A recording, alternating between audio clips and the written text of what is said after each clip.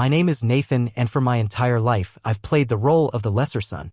Not reckless enough to be the golden child, not obedient enough to be the favorite, just the one who was expected to give and never ask for anything in return.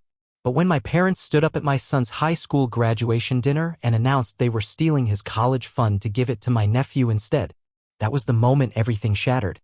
They thought I'd roll over, like always. They thought I'd let them rewrite reality, bend the truth in their favor, and walk away with my son's future in their hands. They were wrong.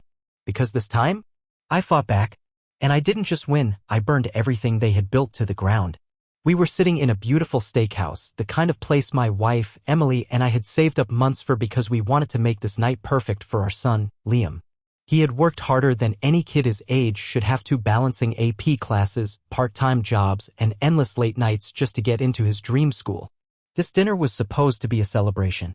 But my parents had other plans. The moment the waiter set down our drinks, my mother, Linda, lifted her glass and tapped it lightly with her fork. The soft clinking rang out, silencing the table. With an almost self-satisfied smile, she stood, cleared her throat, and said the words that would change everything. "We have an announcement. We've decided that Liam's college fund will be going to his cousin, Caleb, instead. He needs it more." Silence. For a second, I thought I had misheard her. Then I saw the way my father, Robert, nodded along as if this was the most reasonable decision in the world. "It's what's best for the family," he added casually. "Caleb's had a rough time, and this will really help him get back on track." Liam's face went pale. My younger daughter, Sophie, sitting beside him, looked between us, confused. I felt my grip tighten on my fork. Caleb. My nephew. My brother Adam's son. The kid my parents had always favored over my own. The kid they had bailed out of trouble time and time again, the one who barely passed high school while Liam was out there grinding for scholarships. And now they were stealing from my son for him?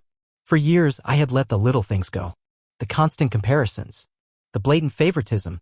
The times my parents had dismissed Liam's accomplishments while praising Caleb for the bare minimum. I had always told myself that it didn't matter, that as long as I raised my kids right, it wouldn't affect them. But this? They weren't just dismissing Liam. They were actively taking away his future. Before I could open my mouth, Emily did something I didn't expect. She laughed. A low, cold chuckle. She took a sip of her wine, set the glass down, and said, "That's funny because we moved the fund last month." My mother blinked. My father's smirk wavered. "What?" Linda's voice was sharp now. Emily grinned, leaning back in her chair. "Yeah, we saw this coming. So we moved Liam's college fund weeks ago. It's safe. Completely out of your reach." And then everything exploded. My mother's face turned so red I thought she might pass out. My father slammed his hand on the table, rattling the silverware. "You had no right." Linda shrieked. "That money was meant for family." Robert bellowed. I finally found my voice. "Liam is family. And that fund was his. You had no say in it. You're being selfish," my mother spat. "Caleb needs this. You know how hard things have been for Adam. We are fixing things for him and you are ruining it." And that was when it finally sank in. They had never planned for that money to be for Liam. Not really. They had been waiting. Plotting. They had always intended to swoop in and take it for Caleb, they just needed the right moment. I turned to Liam. My son. He had grown up knowing his grandparents didn't favor him, but this? This was different. This was proof. And in his pained, devastated expression, I saw every single moment I had let slide. Every time I had told myself, it's not that bad or it doesn't matter. But it did. Because my parents had just told my son on one of the most important days of his life that he didn't matter. And that broke something in me. I turned back to my parents, my voice calm but shaking with fury. "Fixing things?" I repeated. "Like when Caleb stole from us and you covered for him. Or when he got arrested and you paid off the charges. Or when he wrecked Adam's car and you bought him a new one." My father growled. "That's not the same thing. Isn't it?" I shot back. "Because this is just another way of rewarding Caleb for screwing up. And you expect my son to pay the price for it." My mother scoffed. "Oh, please. Liam can take out loans like everyone else." That was it. That was the moment I knew. There was no coming back from this. Liam stood up so fast his chair scraped against the floor. His voice was trembling but strong. "I don't need anything from you. And I definitely don't need you in my life." Mark stood too, putting a hand on Liam's shoulder. "Let's go," he said. His voice was steady. "Calm. We don't owe them another second of our time." I stood up as well. I looked my parents in the eyes one last time and said, "This was your last chance. You have shown again and again who you are. But today? Today, you made sure we'll never forget it. And then we walked out. They screamed after us, called us ungrateful, said we were tearing the family apart. But as I looked at Liam, his head held high despite the pain in his eyes, I knew we had done the right thing. What I didn't know was just how far my parents would go to try and take that money back. We left that restaurant knowing things would never be the same. What we didn't realize, this was only the beginning. Before we continue the story, I want to connect with all of you, my amazing viewers. Where are you watching from? Drop your country's flag in the comments below. Let's see how far the story has traveled. We walked out of that restaurant knowing that we had just declared war. The next morning, I woke up to 12 missed calls from my parents. Then came the text messages, paragraphs upon paragraphs of my mother's furious rants, my father's short, threatening warnings, and even a half-hearted attempt at guilt-tripping from my brother, Adam. But I ignored them all. What I didn't ignore, however, was the voicemail from my bank. Hello, Mr. Carter. We received a request this morning for an emergency withdrawal from your son's college fund. The caller claimed to be you and said it was a family emergency. We flagged the request as suspicious and wanted to verify. I didn't even listen to the rest. My blood ran cold. They had actually tried to steal the money. I stormed into the kitchen, gripping my phone so tightly my knuckles turned white. Emily looked up from her coffee, immediately sensing something was wrong. They tried to withdraw from Liam's fund, I said, barely able to keep my voice steady. Emily's face darkened. They what? They called the bank. Pretended to be me. I didn't even hesitate. I hit call on my father's number. The moment he picked up, I let loose. You actually tried to commit fraud? What the hell is wrong with you? There was no denial.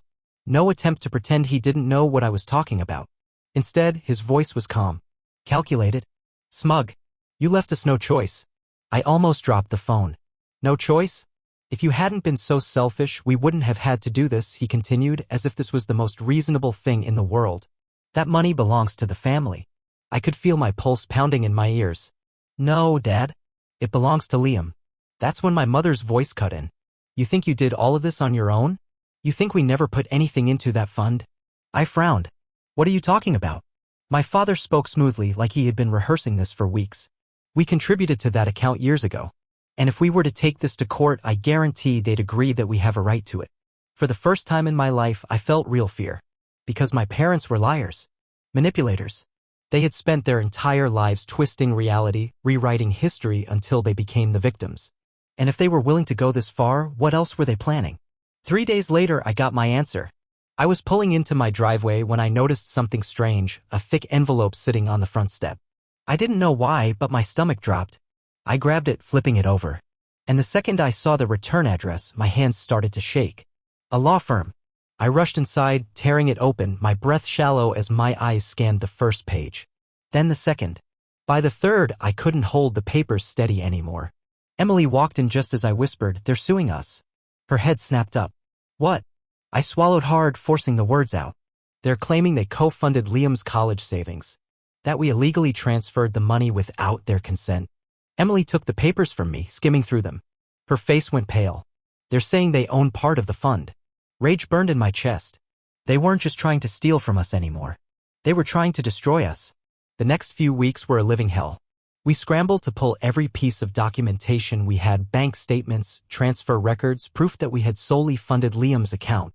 And then, at the first legal meeting, my parents played their trump card. They slid a single receipt across the table. One deposit. From over 15 years ago. $3,000. I nearly laughed. This was their grand evidence? But my mother just smiled sweetly and said, "A contribution is a contribution. Without it, you never would have saved as much as you did." It was infuriating.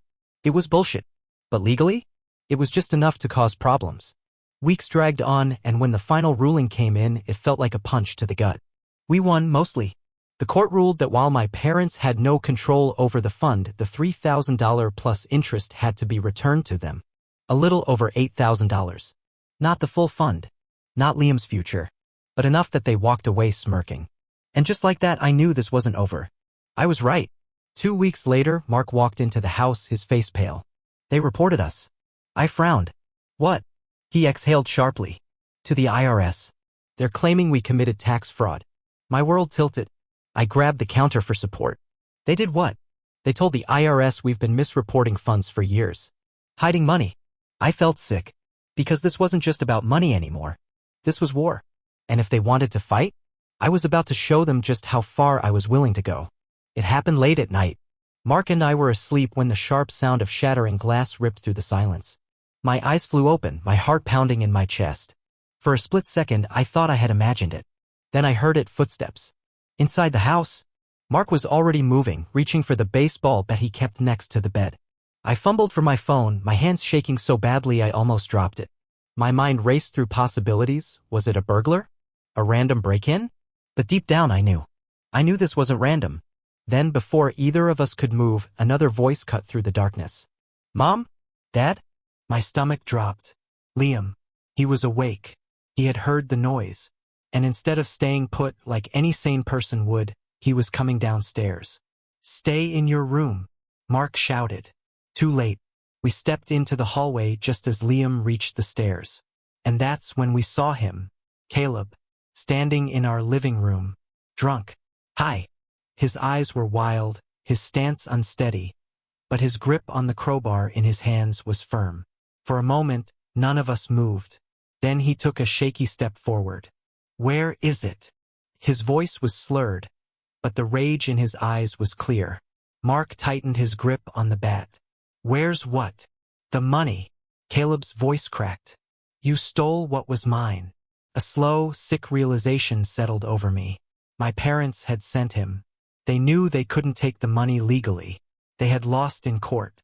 They had failed with the IRS. So now, they had sent their precious grandson to do their dirty work.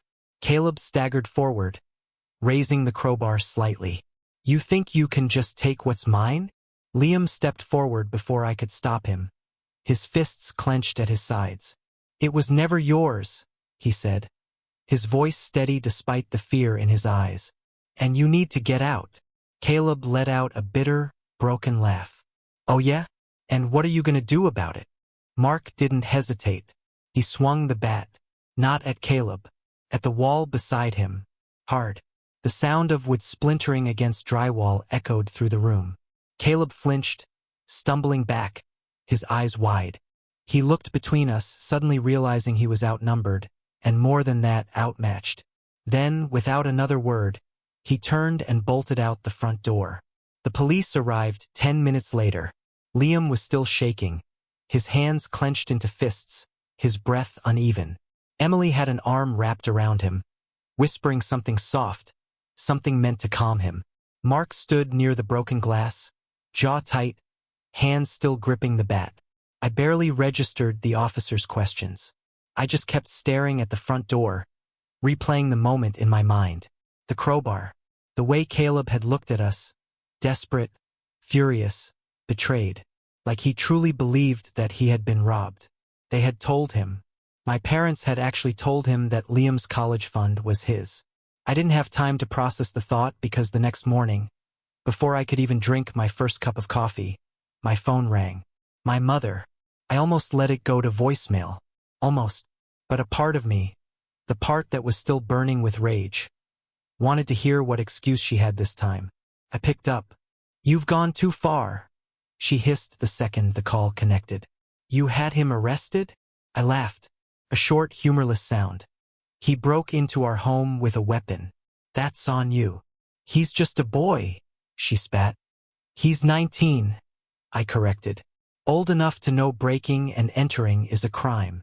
There was silence. Then her voice dropped lower, quieter. You'll regret this. And for the first time, I believed her. Because my parents weren't done. Not by a long shot. At its core, this story isn't just about betrayal, it's about breaking free. It's about standing up against manipulation, against people who believe they can control you just because they share your blood. It's about choosing your real family, the one that loves and respects you, over the toxic one that only takes. Liam's story is proof that hard work should never be stolen, that no one is entitled to what you've earned, and that sometimes, walking away is the most powerful thing you can do. Now, I want to hear from you. Drop a 2 in the comments if you liked the story, or a 7 if you didn't. And if you've ever had to deal with family drama like this, share your thoughts. I read every comment. Don't forget to like this video and subscribe to Mr.HeartVibes for more stories that make you think, feel, and keep you on the edge of your seat. See you in the next one.